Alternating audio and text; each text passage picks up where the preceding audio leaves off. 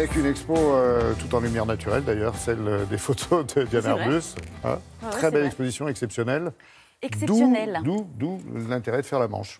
Voilà, exceptionnel parce qu'en fait, les clichés que je vais vous montrer n'ont jamais traversé de l'Atlantique pour le coup et n'ont jamais été montrés au public européen. Ce sont des clichés que l'on doit à une figure majeure de l'art photographique du XXe siècle, c'est Diane Arbus. L'exposition s'intitule In the Beginning, ce qui signifie au commencement, parce que c'est vraiment les clichés qui relatent ses premières expériences à elle en tant que photographe. Alors Diane Arbus, c'est d'abord des clichés en noir et blanc. Son terrain de jeu de favori, c'est sa ville, New York. Sa ville natale, la rue évidemment puisqu'elle immortalise donc les gueules cassées, les amochés, ces Américains de l'après-guerre. C'est ça en fait Diane Arbus, c'est l'intime. L'intime, elle a fait des choses. Je peux pas tout vous raconter, mais avec des choix de formats différents. Hein, des choix de formats différents, mais elle était même prête. Parfois, elle photographiait, elle filmait pas, elle photographiait l'intimité des gens, mais quitte à se mettre même à poil pour se faire discrète. Ah oui, pour être d'accord, c'est ça. Non, elle se donnait corps et âme vraiment à ses gueules cassées parce qu'elle vient d'une famille complètement bourgeoise. Mais justement, elle a tout fait pour dégringoler, comme elle dit, elle employait ce mot, dégringoler de sa bourgeoisie et être au plus proche justement de ces personnes. Donc voilà, je vous propose de découvrir cette exposition qui est assez saisissante. Regardez.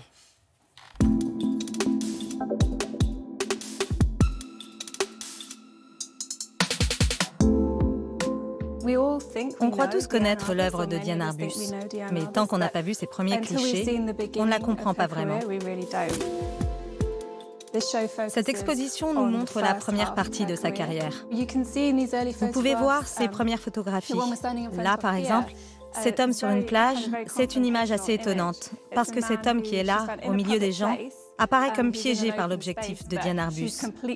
Il semble totalement hypnotisé par la photographe. En tout cas, c'est ce que suggère son regard et sa posture.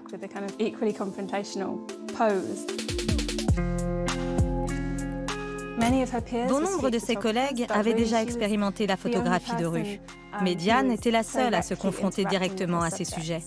Elle ne cachait jamais son appareil photo, elle ne se dissimulait pas, elle cherchait le contact.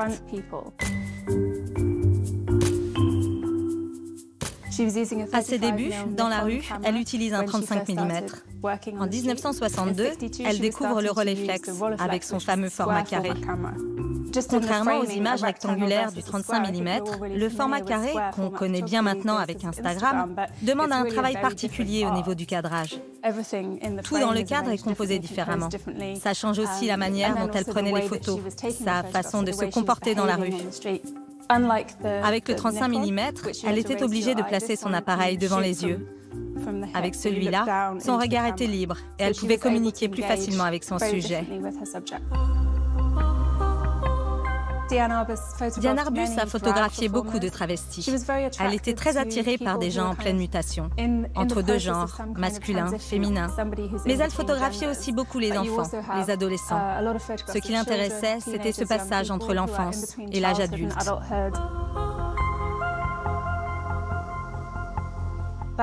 Cette photo, elle l'a prise lors d'une convention de jumeaux.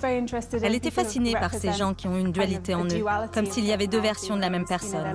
C'est sans doute cela qui a inspiré Kubrick pour son film Shining. Ces jumelles semblent tout droit sorties de l'époque victorienne. C'est très étrange. C'est ça qui est intéressant chez Diane Arbus. C'est qu'elle n'essayait pas d'immortaliser son époque, les années 50 et 60, les progrès technologiques, la culture pop et tout ça. Ces images sont à la fois très modernes, mais surtout intemporelles.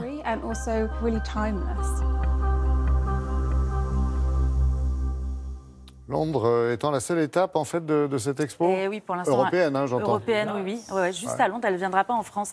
Diane Arbus, c'est vraiment de la photographie franche, directe, droit dans les yeux, comme on dit. Juste quand même pour vous informer qu'elle a vraiment commencé sa carrière de photographe à partir de ses 38 ans. Elle a disparu à 48 ans, donc c'est vraiment voilà une carrière riche, dense, mais courte.